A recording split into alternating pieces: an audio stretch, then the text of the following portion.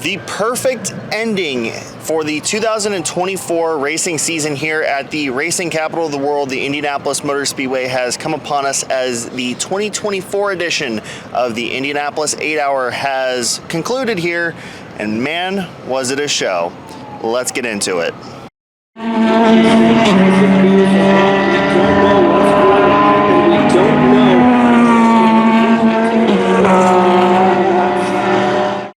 You know, every year this race proves to be a barn burner, and this year was no exception whatsoever.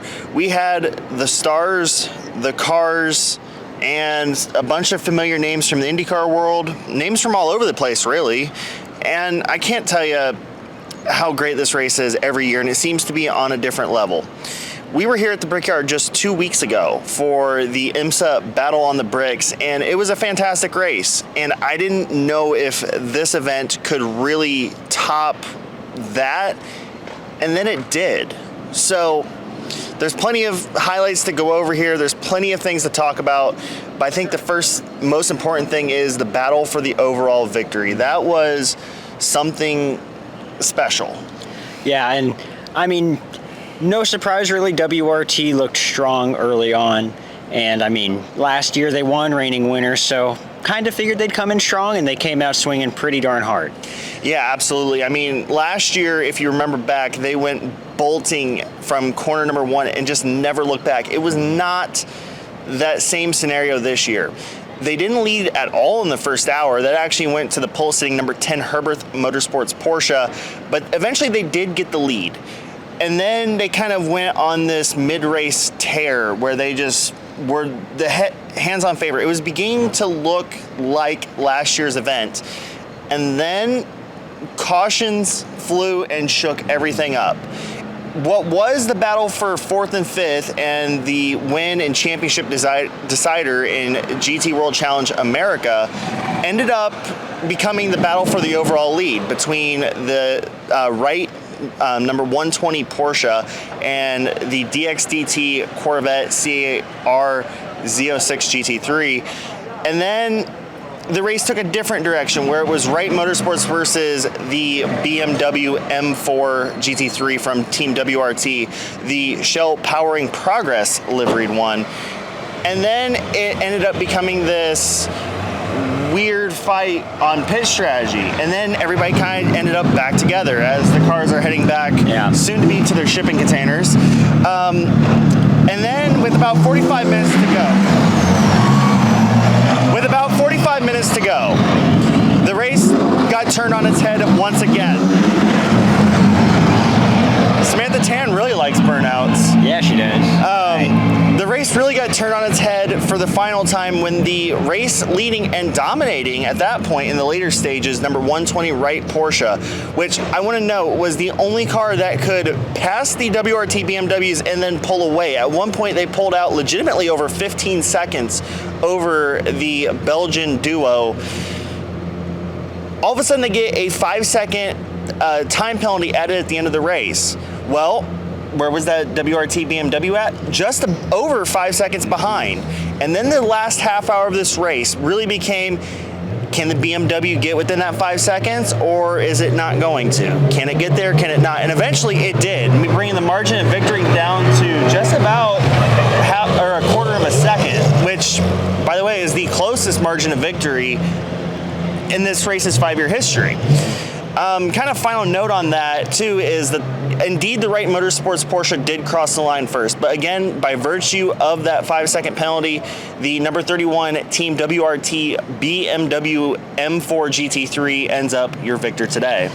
Yeah, and I mean, again, hats off to the WRT team. They ran a fantastic race. The second car, the 33, didn't have as great of a day, ran into some issues with the undercarriage getting damaged, and that really seemed to be a thorn in their side all day. But, you know, the Porsche looked strong, the Wright Motorsports Porsche, and of course the number 10 pole sitter. And last year, we saw the same manufacturer win in GT3 and IMSA and back that up with a win in the 8-hour, right? Yes. Okay. Yeah. And this year we didn't see that. We almost did. Almost did. Now, I want to point something out here, too.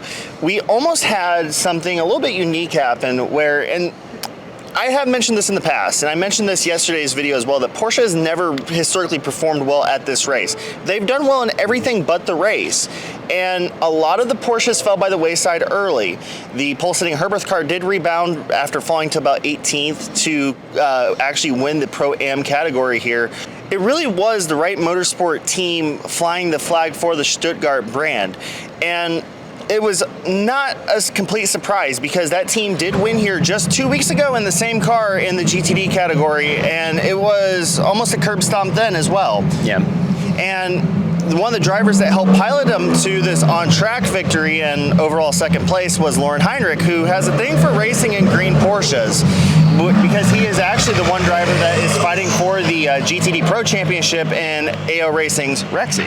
Yeah, and of course you don't know it, Rexy won the GT class overall here a couple weeks ago in the IMSA race, and they're contending for the GT title next weekend in Petite. Yes. So lots going on with that Porsche program, and I guess it's kind of interesting to note Wright Motorsports wasn't the only IMSA team to stay the 2 weeks here. That was also the Haboul Sun Energy One team who stayed On property. So for Mercedes-AMG, if you're a fan of them, their fortunes were about the same as last year. They were very quick, but they were just out of arm's reach at all times from the BMWs from WRT. The Lone Star Racing entry actually had a rather trouble-filled race with electrical issues. Early on, they had transponder issues, and then later on, they had to come into the pits, and they lost 4 laps trying to fix an issue where the headlights would not come on. The leader light would never come on. So it was just repeat stuff. And that was also, by the way, the car that Alex Plo was in. Fun little fact there. Now, for the Group M car, they had a very solid showing, but it was almost reminiscent of the way it was last year in their second place bid. This year, they ended up coming home third, but again, they were just out of arm's reach of that overall win. yeah, and kind of surprising with the way Mercedes just dominated this place in the GT categories last year. You come in this year and they just seem to struggle a little bit more. Whatever BMW and WRT more specifically, I think, has found here is some secret sauce, and it's perfect. The only people who can even come close to touching them is the Wright Motorsports team.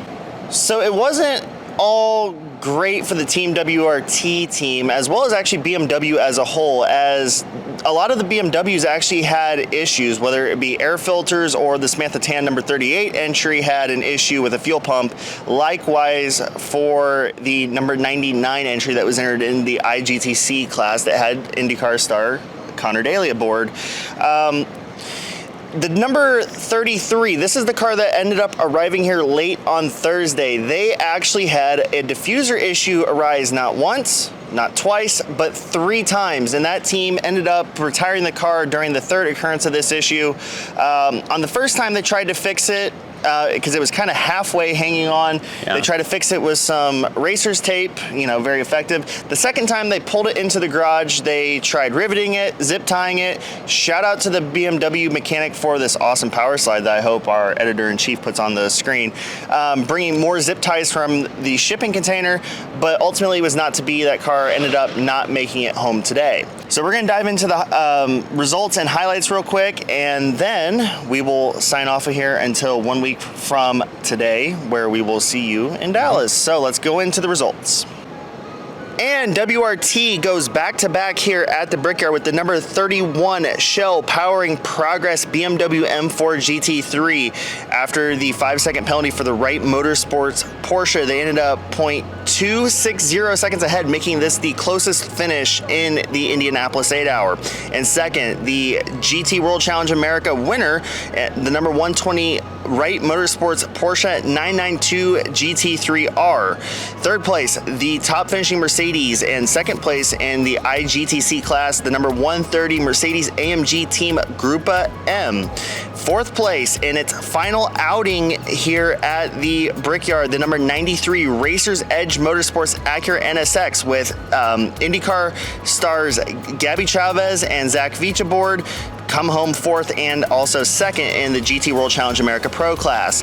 In fifth overall, the number 63 DXDT Racing Chevy Corvette Z06 GT3R, and in sixth place, the number 85 RS1 Porsche 992. Seventh place, the pole-sitting number 10 Wright Motorsports Porsche 992.